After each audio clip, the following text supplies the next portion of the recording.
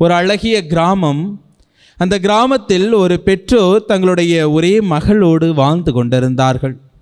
அப்படி வாழ்ந்துகிட்டு இருக்கும்போது அந்த பெற்றோர் அனுதினமும் வேலைக்கு போனாதான் அவர்களுக்கு சம்பளம், அதை வைத்து தான் அவர்கள் சாப்பிட வேண்டிய ஒரு சூழல். ரொம்ப கஷ்டமான ஒரு நிலை. அந்த கஷ்ட நிலையிலும் ஒவ்வொரு நாளும் வேலை தேடி சென்று வேலை பார்த்து அதன் மூலம் கிடைக்கக்கூடிய பணத்தை கொண்டு தங்களுடைய வாழ்க்கையை நடத்தி கொண்டிருந்தார்கள். அப்படி இருக்கும்போது ஒரு நாள் காலையில் கிளம்பி வேலைக்கு போகிறாங்க. வேலை கிடைக்கல. காலையிலேருந்து மாலை வரை அந்த தந்தை எல்லா இடங்களுக்கும் சென்று வேலை கேட்டுக்கிட்டே இருக்கிறாரு. கடைசிக்கு வேலை கிடைக்கவே இல்லை. மாலை நேரத்தில் மிகவும் வருத்தத்தோடு, இன்றைக்கி வேலை கிடைக்கல, சம்பளம் இல்லை, இன்னைக்கு நைட்டு எப்படி சாப்பிட்றதுன்னு சொல்லிட்டு ரொம்ப ஒரு வேதனையோடு வீட்டுக்கு வராரு. வந்து தன்னுடைய மனைவி கிட்ட சொல்கிறார், இந்த மாதிரி இன்றைக்கி வேலை எதுவுமே கிடைக்கல, என்ன பண்ணுறது அப்படின்னு சொல்லிக்கிட்டு இருக்கிறாரு.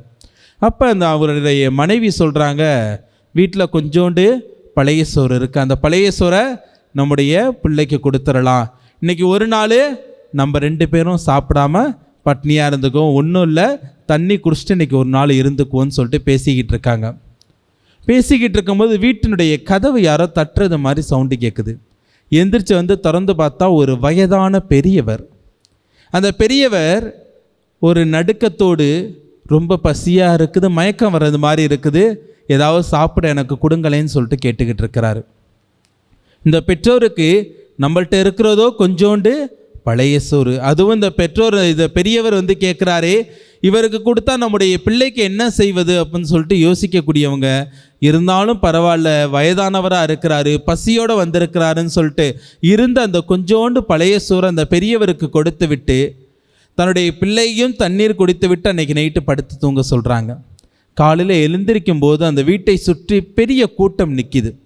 இவங்களுக்கு பார்த்தோன்னா ஒரு விதமான அதிர்ச்சி. என்னடா நம்ம வீட்டை சுற்றி இவ்வளோ கூட்டம் நிற்கிதே அப்படின்னு சொல்லிட்டு ஒரு அதிர்ச்சியோடு வெளியில் வந்து பார்க்குறாங்க. அப்போது அந்த நாட்டினுடைய அரசர் வராரு. யார் அரசர்னு சொல்லிட்டு பார்க்கும்போது, முதல் நாள் இரவு யார் இவர்களிடம் உணவு கேட்டு வந்தாரோ அந்த பெரியவர் தான் அந்த நாட்டின் அரசர். அந்த அரசர் வந்தோடனே இவங்களை பார்த்து சொல்லக்கூடிய வார்த்தை, நான் மாறுவேடமிட்டு என்னுடைய நாட்டை சுற்றி வந்தேன். சுற்றி வந்ததுக்கான காரணம், என்னுடைய நாட்டு மக்களின் வாழ்க்கை நிலை எப்படி இருக்கிறது, அவர்களுடைய வாழ்வில் அவர்களுடைய மனநிலை எவ்வாறு இருக்கின்றது, எவ்வாறு அவர்கள் வாழக்கூடியவர்களாக இருக்கின்றார்கள் என்பதனை நான் அறிந்து கொள்ள வேண்டும் என்று இவ்வாறு செய்தேன். ஆனால் நன்கு புரிந்தது, இவங்களுடைய கஷ்டத்திலும் என்னுடைய நாட்டு மக்களாக வாழக்கூடிய உங்களுடைய கஷ்டத்திலும் நீங்கள் வைத்திருந்த அந்த சிறு உணவை பசியோடு வந்த எனக்கு கொடுத்து, வயதானவராக வந்த எனக்கு கொடுத்து விட்டு நீங்கள் பட்டினியோடு இருந்தீர்கள்.